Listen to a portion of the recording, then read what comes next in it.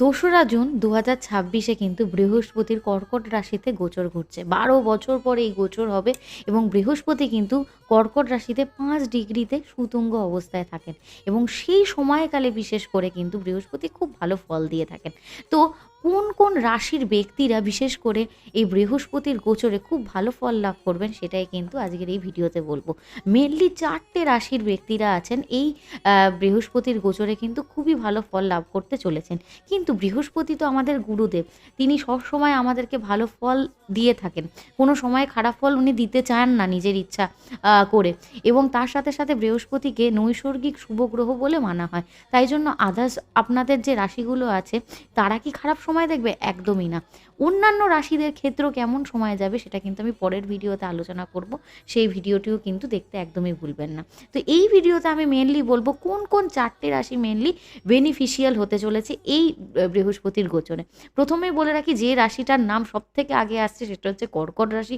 কর্কট রাশি সবথেকে বেশি বেনিফিশিয়াল হবে এই বৃহস্পতির গোচরে। কারণ অবভিয়াসলি বৃহস্পতি এই রাশিতে গোচর করছে এবং সুতুঙ্গ অবস্থায় থাকার কারণে কর্কট রাশির কিন্তু সব দিক থেকে বলতে গেলে কিন্তু সাকসেসটা আসবে।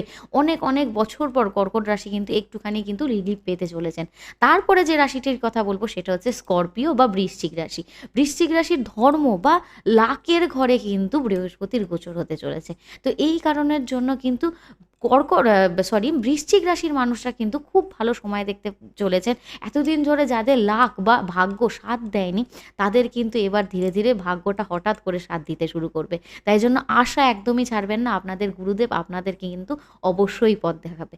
তারপরে যে রাশিটির আমি কথা বলবো, যে রাশিটা সবথেকে ভালো সময় দেখবে সেটা হচ্ছে তুলা রাশির কথা। তুলা রাশির মানুষরাও কিন্তু যেহেতু 10th হাউসে তুলা রাশির গোচর করতে চলেছে, এই কারণের জন্য কিন্তু তুলা রাশির মানুষরা প্রচণ্ড পরিমাণে কর্মে উন্নতি করবেন এই সময়টা এবং এই সময়টা কিন্তু তুলা রাশির জন্য প্রচণ্ড পরিমাণে কিন্তু একটা ভালো সময় বলে বিবেচিত হতে চলেছে। তারপরে যে রাশিটির কথা বলবো, যে রাশিটি খুব ভালো সময় দেখবে সেটা হচ্ছে মীন রাশি। মীন রাশির অধিপতি গ্রহ বৃহস্পতি এবং মীন রাশি অনেক দিন যাবৎ সাড়ে সাতির প্রভাবে এবং শনিদেব যেহেতু এই মুহূর্তে মীন রাশিতে রয়েছে খুব খারাপ সময় দেখছেন।